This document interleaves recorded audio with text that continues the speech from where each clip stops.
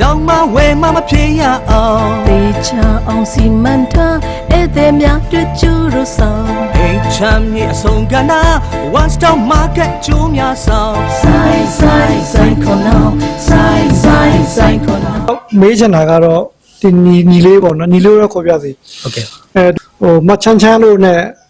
တူတူပြန်ပွဲဝင်ခဲ့တဲ့လူဆိုတော့ပြန်ပွဲမှာလည်းစူရပူးတဲ့အတွေ့အကြုံလေးတွေရှိတဲ့ခါကျတော့သူလည်းတစ်လျှောက်လုံးဒီတေးတချင်းနဲ့ YouTube ခဲ့တဲ့လူတယောက်ပေါ့နော်အင်ဂျင်နီယာဘွားမှာနေခဲ့ပေမဲ့လည်းတေးတချင်းတန်ကြားလို့ရှိရင်မနေနိုင်မထိုင်နိုင်နဲ့လုပ်ခဲ့တဲ့လူတယောက်လို့သိရတယ်ဒါကြောင့်မို့လို့ညီလေးရဲ့ဒီတချင်းပေါ်မှာ YouTube မှုနဲ့ပတ်သက်ပြီးတော့မှလည်းကြားချင်ပါတယ်ဟုတ်ကဲ့ပါဆရာကျွန်တော်ကတော့လက်ရှိဒီတချင်းကိုပေါ့နော်ကိုတာမက်ရွှေတို့ပြောခဲ့သလိုပဲငယ်ငယ်လေးကကျွန်တော်ဒီတချင်းနဲ့ပတ်သက်လို့အရန်ကိုဒါခုံမင်းစွာနဲ့နှစ်သက်ခဲ့တဲ့သူတယောက်ပေါ့နော်အဲ့တော့အခွင့်အခါပေးလို့ရှင်ကျွန်တော်ပြိုင်ပွဲတွေလည်းကျွန်တော်ဝင်ပြိုင်ခဲ့ပါတယ်2007 Melody World ပေါ့နော်အဲ့မှာကျွန်တော်တို့ပထမဆုံး Melody World ရဲ့ first batch ပေါ့ကျွန်တော်ပြိုင်ခဲ့ပါတယ် level 2ထိရောက်ခဲ့ပါတယ်အဲ့နောက်ပိုင်းမှာကျွန်တော်နောက်ပိုင်းဒီကိုပိုင်း